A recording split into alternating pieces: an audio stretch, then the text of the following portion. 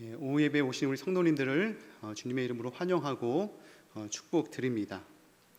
우리가 이 세상을 살아갈 때면 좋든 싫든 또 숨기고 싶든 숨기고 싶지 않든 우리가 가진 기독교 신앙을 고백해야 할 때가 있습니다.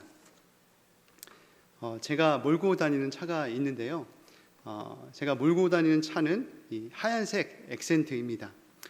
그런데 박이상 목사가 끌고 다니는 이 하얀색 액센트 차에는 십자가가 걸려 있을까요? 걸려 있지 않을까요? 잘 말씀하세요. 제 차에는 십자가가 걸려 있지 않습니다. 예수님을 믿는다라고 해서 꼭 십자가를 걸어 두어야 하는 것은 아니죠.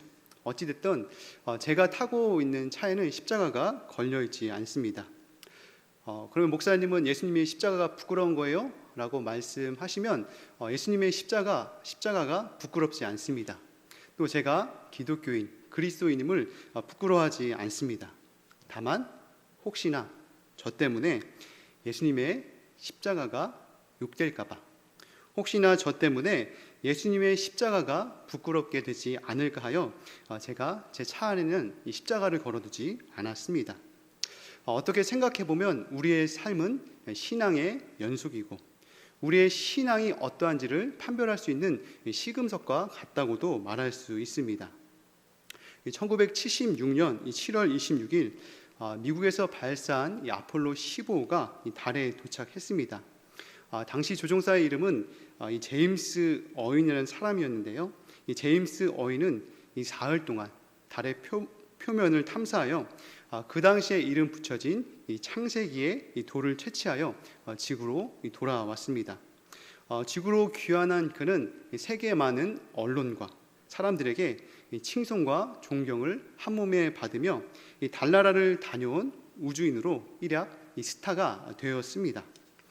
그런데 그는 이 어느 축하 연회에서 그를 환영하고 환호해 주던 사람들을 향해 이렇게 말했다고 합니다. 인류 역사 최고의 날은 인간이 달에 도착한 날이 아닙니다. 하나님의 아들 예수 그리스도가 이 땅에 오신 날입니다. 아주 멋진 고백인 것 같습니다.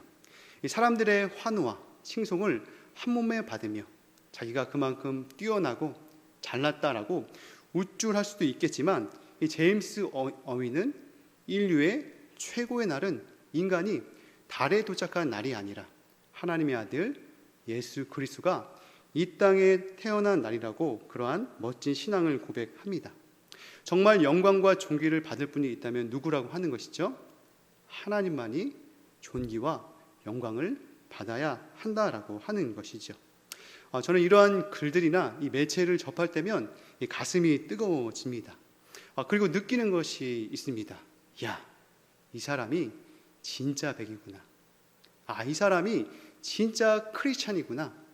이 사람이 진짜 하나님의 사람이구나 라고 하는 것을 느끼게 됩니다.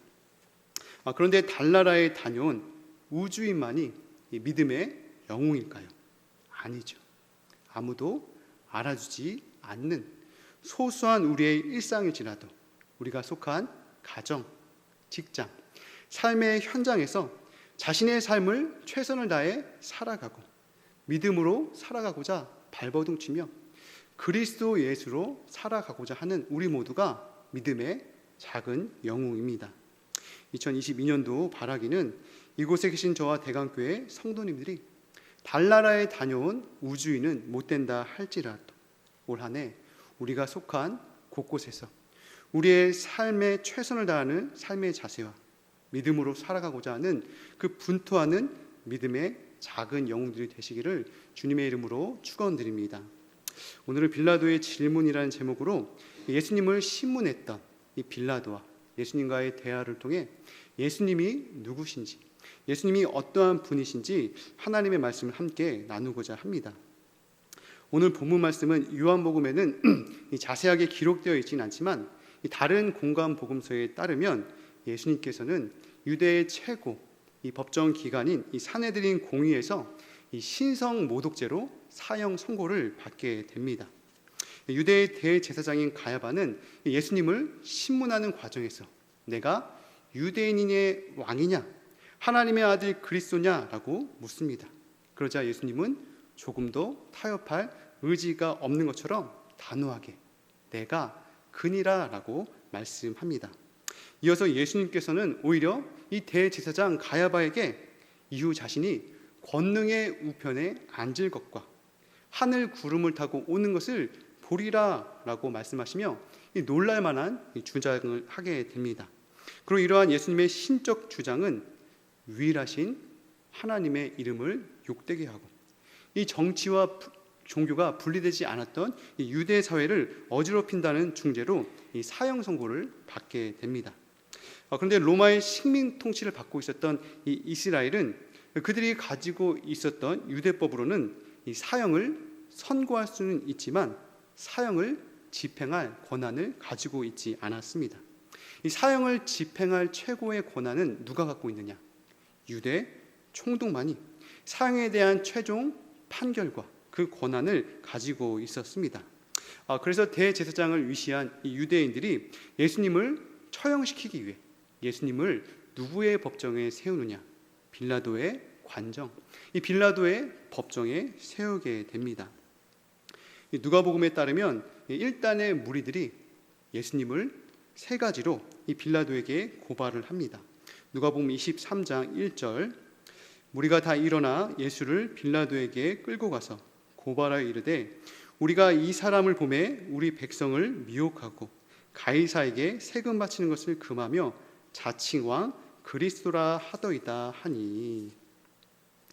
1단의 무리들이 예수님을 고발한 내용이 무엇입니까? 첫째는 예수님께서 백성들을 미혹한다는 것이고, 둘째는 가이사에게 바쳐야 할 세금을 금한다는 것이고, 셋째는 가장 중요한 자기 스스로가 하나님이다 라고 하는 그런 신적 주장을 한다며 예수님을 고발합니다. 처음에 빌라도는 유대인들의 고발을 그렇게 대수롭게 생각하지 않았던 것 같습니다. 그래서 31절의 말씀과 같이 너희가 그를 데려다가 너희들의 법대로 처리하라, 너희가 재판하라 라고 하며 그들의 적의 살기에 찬 의도를 읽어내지 못했습니다. 그러자 예수님을 고발한 이 유대인들이 빌라도에게 무엇이라고 대답합니까? 우리에게는 사람을 죽일 권한이 없나이다 라며 그들이 가지고 있었던 저희는 무엇입니까? 예수님을 죽이는 것이었습니다. 몇 대 때리고 형벌을 내려서 정신을 바짝 차리게 하는 것이 아니었습니다. 예수님을 어떻게 한다고요? 예수님을 죽이는 것이었습니다. 예수님을 사형에 처하는 것이었죠. 그동안 이스라엘 전역을 시끄럽게 하고 소란스럽게 하며 무엇보다 성전을 더럽혔던 이 예수님의 모든 종적을 발살시키는 것이었습니다. 그런데 한편으로 생각해 보면 유대인들은 그들이 가지고 있던 율법으로 인해서 율법을 위반할 경우에는 어떻게 할 수 있었습니까? 그에 상응하는 형벌을 내릴 수 있었습니다. 그리고 그 당시에 가장 일반적으로 행해진 가장 최고의 형벌은 무엇이었습니까? 돌을 던져서 그 사람을 사형에 처하는, 돌을 던져 죄인을 죽이는 처형이었습니다. 우리가 잘 알고 있듯이 이 사도 바울도 복음을 전하다가 돌에 맞아 죽을 뻔한 적도 있었습니다. 이 스데반 집사님 역시도 이 구약과 율법의 성전을 욕되게 한다 하여 이 돌에 맞아 순교하기도 했습니다. 이로 보건대 유대 지도자들은 로마 당국의 시선을 피해 얼마든지 예수님을 암살하거나 나사렛 이단 아들을 무력으로 충분히 와해시킬 수 있었을 텐데 그렇게 하지 않았습니다. 그 이유는 무엇이었을까요? 그 이유는 그들은 예수님을 자신의 손을 빌어 죽이기보다 로마인들의 손을 빌어 예수님을 죽이고자 했습니다. 왜냐하면 신명기 21장 22절의 말씀처럼 나무에 달려 죽은 자는 메시아나 선지자나 영웅이 아니라 하나님의 저주를 받은 자, 하나님께 저주를 받은 자로 결말로 내려 그동안에 예수님과 관련된 모든 소동을 일시적으로 잠재우려고 했기 때문입니다. 따라서 유대 지도자들은 예수님을 하나님의 대의를 위해서 이 땅에 온 순교자가 아닌 율법에 따라 하나님의 저주를 받아 나무에 달려 죽은 희대의 사기꾼으로 연출하려고 하는 희망을 가지고 있었습니다. 그리고 이러한 유대 지도자들의 고발의 저희를 감지한 빌라도는 예수님께 묻습니다. 내가 유대인의 왕이냐? 그러자 예수님께서 무엇이라고 말씀합니까? 요한복음 18장 34절, 예수께서 대답하시되 이는 내가 스스로 하는 말이냐? 다른 사람들이 나에 대하여 내게 한 말이냐? 내가 유대인의 왕이냐라고 하는 빌라도의 질문에 예수님께서는 도리어 이 빌라도에게 묻습니다. 이는 내가 스스로 하는 말이냐? 아니면 다른 사람들이 나에 대하여 내게 한 말이냐라고 예수님은 빌라도에게 단도직입적으로 묻습니다. 그러자 빌라도는 예수님께 내가 유대인이냐라고 다그치듯 물으며 내 사람들이 너를 넘겼다면서 예수님께 대하여는 아직까지 별다른 생각이 없었음을 알 수 있습니다. 이 한국 대학생 선교회 이 학원 사역 연구소에서 2015년도, 지금부터 한 6년, 7년 전이죠. 이 신입생 1,200명을 대상으로 설문조사를 했습니다. 조사의 항목 중에서 예수님을 어떤 분이라고 생각하나요? 라고 하는 그런 항목이 있었습니다. 예수님을 구주로 믿고 있는 크리스찬 중 75%, 10명 중 7, 8명 이 크리스찬 학생들은 예수님을 구원자다라고 그렇게 고백했습니다. 11.5%는 예수님은 기독교의 상징이다. 8.8%는 잘 모르겠다. 1.8%는 역사적인 유인이다. 0.4%는 사회혁명가라고 조사되었습니다. 반면에 예수님은 어떤 분인가라고 하는 똑같은 질문에 예수님을 구주로 믿지 않는 이 넌 크리스찬 학생의 45.7%, 10명 중 5명은 예수님이 누구인지를 잘 알지 못한다라고 그렇게 응답했습니다. 33.1%는 기독교의 종교적 상징이라고 했고 9.2%는 구원자, 6.7%는 사회혁명가, 0.9%는 역사적인 위인이라고 대답하였습니다. 예수님을 구주로 고백한 학생들의 10명 중 7, 8명은 예수님을 구원자로 고백했지만 넌 크리스찬, 예수님을 구주로 믿지 않는 넌 크리스찬 학생 중 10명 중 5명은 예수님이 누구인지도 모르고 또 그 중에 3명은 10명 중에 3명은 그저 기독교의 종교적 상징뿐이다라고 그렇게 응답했습니다. 다시 말하면 넌 크리스찬 학생의 80에서 90%는 예수님이 누구인지도 모르고 예수님에 대한 잘못된 정보를 가지고 있고 아예 관심조차 없다는 것을 알 수 있습니다. 이 마틴 로이드 목사님의 이 복음의 핵심이라는 책을 보면 이 기독교에 대해서 이 다음과 같이 설명하고 있습니다. 기독교란 근본적으로 주 예수 그리스도라는 분에 대한 것입니다. 우리는 이 사실에서 출발하고 이 사실을 강조합니다. 왜냐하면 기독교는 1차적으로 교훈도 아니고 철학도 아니며 어떤 생활 방식도 아니기 때문입니다. 기독교는 그 무엇보다도 한 인격체와의 관계입니다. 이 마틴 로이드 존스 목사님께서 이 기독교가 무엇이라고 합니까? 기독교는 근본적으로 주 예수 그리스도에 대한 것이라고 말합니다. 기독교는 주 예수 그리스도로부터 시작하여 주 예수 그리스도로 마무리된다라고 강조합니다. 또한 기독교가 무엇이 아니라고 합니까? 기독교는 1차적으로 교훈도 아니고 철학도 아니고 어떤 생활 방식이 아닌 한 인격체와의 관계라고 정의하고 있죠. 그 한 인격체는 누구입니까? 바로 우리 주 예수 그리스도입니다. 기독교는 교훈도 철학도 어떤 생활 방식보다도 더 근본적인 것은 우리 주 예수님, 우리 주 예수 그리스도와의 관계가 중요하다라고 그렇게 강조하고 있습니다. 또한 마틴 로이드 존스 목사님은 신약의 중심 메시지가 무엇인지를 다음과 같이 부언하고 있습니다. 신약의 모든 메시지는 예수님을 중심으로 한 것입니다. 그것은 예수님을 출발점으로 삼습니다. 신약의 메시지는 예수 그리스도의 복음입니다. 그것은 그리스도에 대한 엄청난 주장을 합니다. 예수님이 이 세상에 내려오신 하나님의 아들이라는 주장입니다. 신약은 오직 예수님만이 이 세상의 구주시며 세상을 구하시려고 이 땅에 오셨다고 말합니다. 그리스도를 떠나서는 천국이 없다는 것이 신약의 메시지입니다. 이 신약의 모든 메시지의 중심이 무엇이라고 합니까? 신약의 모든 중심의 메시지 역시도 예수님, 예수 그리스도가 모든 성경, 모든 신약의 중심의 메시지다라고 하는 것이죠. 신약의 메시지는 예수 그리스도의 복음으로서, 이 복음은 예수님께서 이 땅에 내려오신 하나님의 아들이라는 엄청난 주장을 하고 있고, 오직 예수님만이 이 세상을 구원하시기 위해 이 땅에 오신 하나님의 아들 구세주다라고 하는 선언이다라고 합니다. 따라서 신약의 메시지는 예수님을 떠나서는 천국이 얻을 수 없다라고 하는 것이 이 주요 골자라고 말하고 있습니다. 이와 비슷한 맥락으로 이 마틴 루터라고 하는 종교 개혁자는 이 성경을 다음과 같이 표현했습니다. 성경은 예수님이 누워 계신 요람과 같다. 마치 베들레헴 구유에 아기 예수가 누워 있듯이 성경 속에 예수님이 계신다고 말했습니다. 성경이 무엇과 같다고요? 성경이 예수님께서 누워 계신 요람과 같다는 거예요. 그래서 성경을 잘 살펴보면, 성경을 잘 들춰보면 무엇을 발견할 수 있느냐?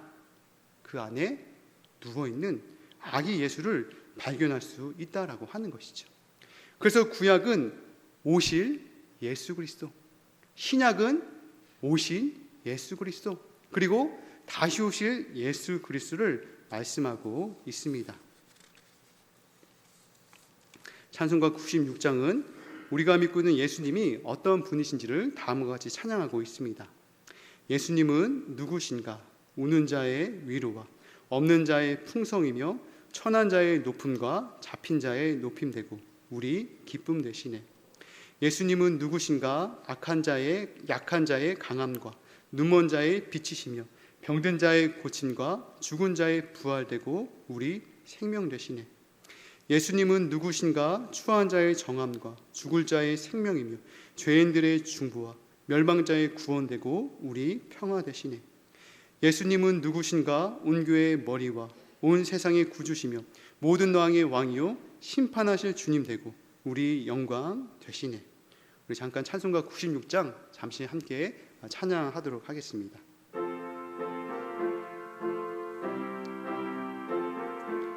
우리 예수님을 깊이 생각하시면서 고백하겠습니다. 예수님은 누구신가? 예수님은 누구신가? 우는 자의 위로와 없는 자의 풍성이며 천한 자의 높음과 잡힌 자의 노임 되고 우리 기쁨 되시네. 예수님은 누구신가? 약한 자의 강함과 눈먼 자의 빛이시며 병든 자의 고침과 죽은 자의 부활되고 우리 생명 되시네.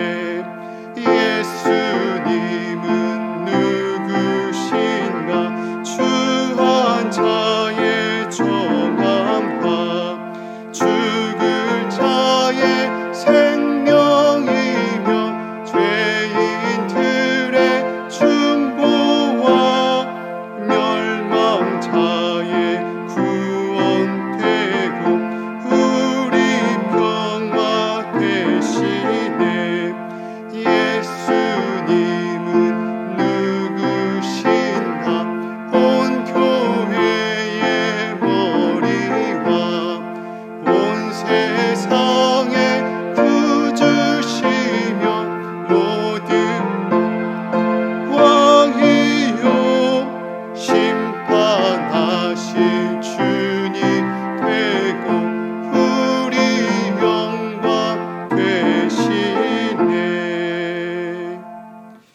예수님은 누구라고 합니까? 예수님은 우는 자의 위로와 없는 자의 풍성이며 우리의 기쁨 되십니다.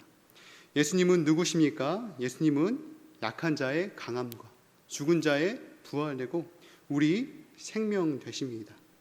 예수님은 누구십니까? 예수님은 온 교회의 머리와 온 세상의 구주시며 모든 왕의 왕이시요 심판 되실 주님 되시고 우리 영광 되십니다. 아멘. 마태복음 10장 32절에 예수님은 다음과 같이 말씀하셨습니다. 마태복음 10장 32절 누구든지 사람 앞에서 나를 시인하면 나도 하늘에 계신 내 아버지 앞에서 그를 시인할 것이요 누구든지 사람 앞에서 나를 부인하면 나도 하늘에 계신 내 아버지 앞에서 그를 부인하리라.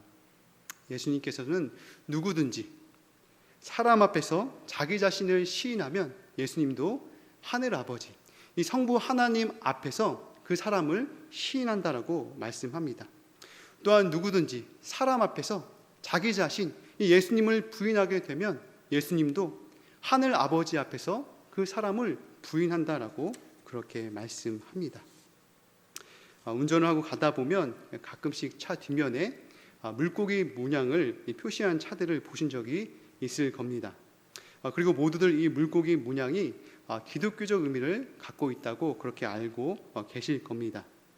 익툭스라고 부르는 이 물고기의 문양은 이 5개의 헬라어의 앞단어로 만든 이 단어의 조합입니다. 그런데 익툭스, 이 헬라어의 단어의 조합, 이 5개의 헬라어가 무엇인지 아십니까? 예수스, 예수, 크리스토스, 그리스도, 테우, 하나님의, 휘오, 아들, 소테르, 구세주. 즉, 이 물고기가 상징하는 익투스의 뜻은 예수, 그리스도, 하나님의 아들, 구세주라는 뜻입니다. 로마에서 기독교가 이 국교로 공인되기 전까지만 해도 로마는 그리스도인들을 대대적으로 핍박하고 색출하고 박멸하였습니다.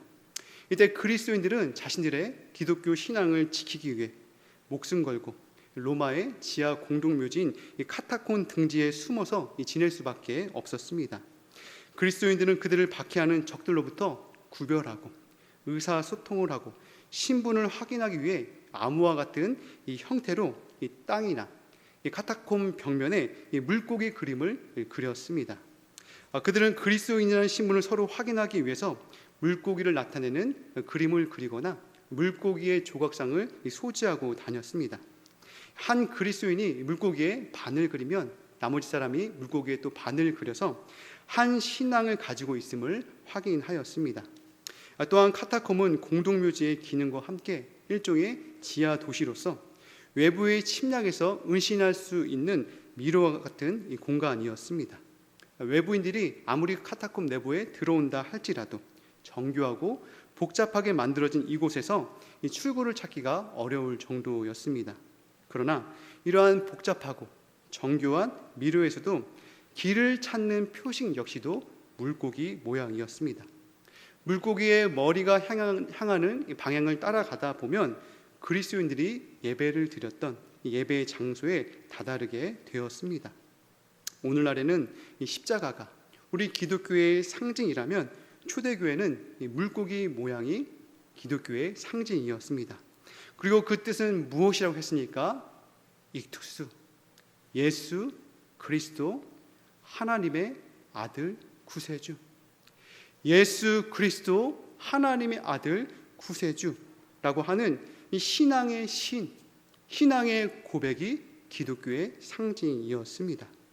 초대교회 그리스도인들은 로마의 대대적인 핍박과 박해에도 굴하지 않고 자신들의 목숨을 바쳐가면서 신앙을 저버리지 않고 익투스, 예수 그리스도 하나님의 아들 구세주라고 하는 그들의 신앙을 고백하며 그 신앙을 지켜낼 수 있었습니다.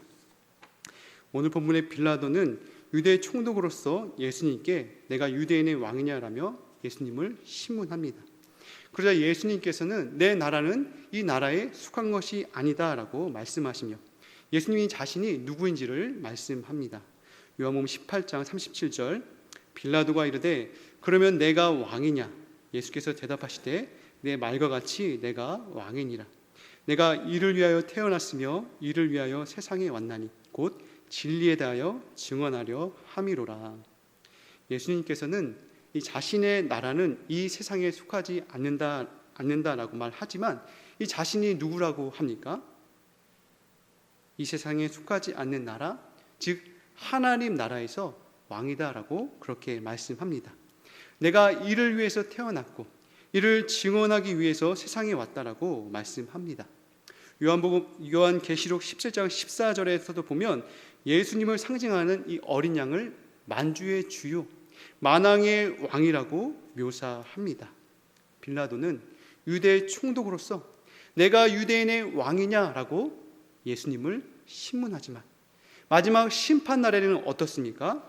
보좌에 앉으신 하나님의 어린 양, 만왕의 왕, 만주의 주 되신 예수님께서 모든 심판의 권세와 영광을 가지고 모든 인류를 심판하신다는 것이죠.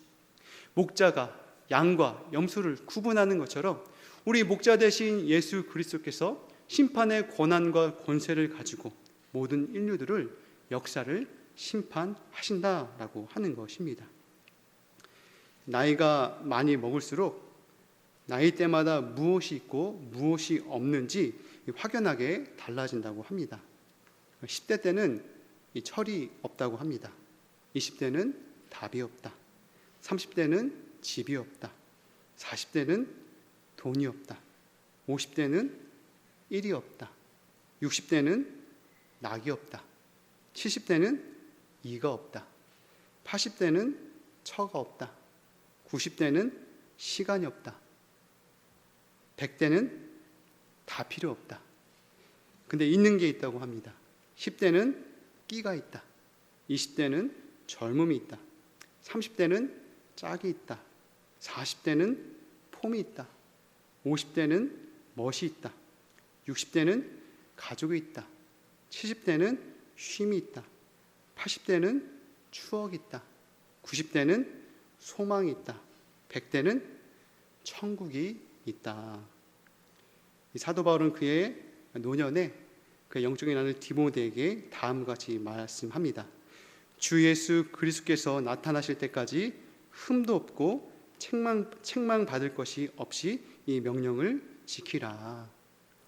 우리는 하나님께서 다시 이 세상에 오시는 그날까지 우리에게 주어진 기독교 신앙, 우리가 믿고 살아가는 이 기독교 신앙에 합당한 삶을 살아감을 통하여서 저와 여러분들의 삶을 통하여서 하나님의 살아계심을 증거하고 예수 그리스도의 복음으로 살아가는 저와 여러분 되시기를 주님의 이름으로 축원드립니다. 자, 기도하도록 하겠습니다. 하나님 아버지 감사합니다. 많은 사람들이 예수님을 부인하고 때로는 교회를 욕하고 또 우리 그리스도인들을 비아냥거릴지라도 하나님, 그러나 우리가 가지고 있는 기독교 신앙을 믿음 가운데로 살아낼 수 있도록 하나님 은혜를 베풀어 주옵소서. 우리에게 주신 귀한 복음을 우리의 삶으로 살아내어서 그리스도 예수의 복음과 사랑과 섬김을 우리의 삶으로 더욱더 승화시켜서 예수 그리스도의 복음의 귀한 향기를 드러낼 수 있는 우리의 삶이 될 수 있는 2022년도가 되어질 수 있도록 은혜 베풀어 주옵소서. 모든 것 감사드리며 예수님의 이름으로 기도드립니다. 아멘.